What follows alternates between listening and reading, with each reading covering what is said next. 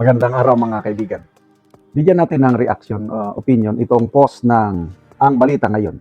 Medyo nakaka-alarming o nakakatakot na pangyayari na naman sa ating bansa. Ito, title, 60 billion pesos or $1 billion. Pinakamalaking pautang ng World Bank nakuha ng Pilipinas para sa agrikultura. Isang makasaysayang hakbang ang naitala ng Pilipinas matapos aprobahan ng World Bank ang $1 billion, mahigit 60 billion pesos, na pautang ang pinakamalaki nitong loan para sa bansa sa kasaysayan para sa modernisasyon ng agrikultura. Ang pondong ito ay gagamitin umano para sa Philippine Sustainable Agriculture Transformation Project or PSAP na ipapatupad ng Department of Agriculture at inaasahan makikinabang nila ang hindi bababa na 5 milyong magsasaka sa buong bansa. Okay? So, ayan o. Makita nyo ang tuwang-tuwa ang Pangulo. Yeah, here! Record holder ako! Inaproban ng World Bank, pinakamalaking pautang, $1 billion! Tagumpay! Tingnan natin ang reaksyon ng taong bayan kung ang Pangulo, ang administrasyon, tuwan-tuwa. Ayan taong bayan. Natutuwa ba? Reaction. Makikita mo dito. 16,000 ang nag-react. 8,900 ang tumatawa. 4,400 ang galit. 1,600 ang lumuluha. Ang nag-like lang is 1,200. Mga nasa 2% o 3% lang ang natuwa. All the rest, tumatawa, galit, lumuluha. Bakit? Kasi ang pangungutang, okay naman.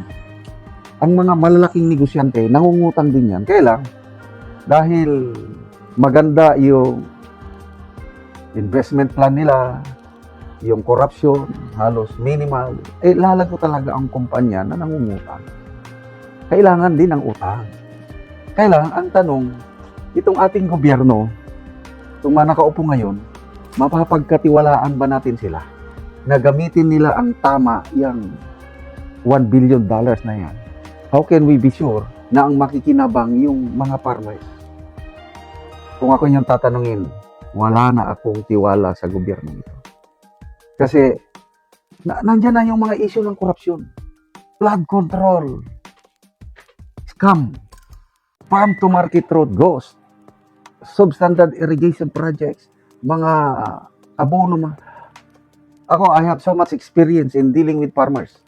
Noong nagtrabaho pa ako sa kumpanya ng sagingan, naging security consultant ako, kasama yung community relations namin, tulungan ang mga farmers. Lalo na ang mga farmers na yung mga katutubo, Salandig, Higaunon, Manubo. Sa aming dealings with Department of Agriculture, wala talaga. Palpak, as in palpak. Para de los Buenos, may mga matitino rin. Kaya lang, yung programa nila sa agriculture, ano lang, pakitang tao, report lang. Kaya lang yung sustainability, yung yung sincerity na to uplift condition ng mga farmers, as in wala. Kaya ako personal, wala na naman ito. Ayokong maging negative. Kaya lang, with this administration, kawawang taong bayan. Magbasa tayo sa mga comments. Ed Casbe, paktay, paldo ang mga buhaya na naman yan. Kabait vlog. Baka naman sa modernization ng crocodile farm. Ito, mayroon I don't know kung AI ito, babae, sinasakal niyang Pangulo. Wala kang kwentang presidente, balik mo yung perang ninakaw mo sa kaban ng bayan. AI siguro ito. Hindi yan totoo. Nako, wow, malita. Malita na naman yan. Tuwang-tuwa kasi ang dami na namang maibubulsa. Ipamigay na lang sa 2020 election from congressman down to barangay. Kawawang susunod na presidente, apakalaki ang problema ng Pilipinas at ng utang. Speaking of utang, sa ngayon 18 trillion pesos na ang utang ng Pilipinas. Nung umupo ang administrasyong ito, 12,000 plus, 12,000 trillion ang utang.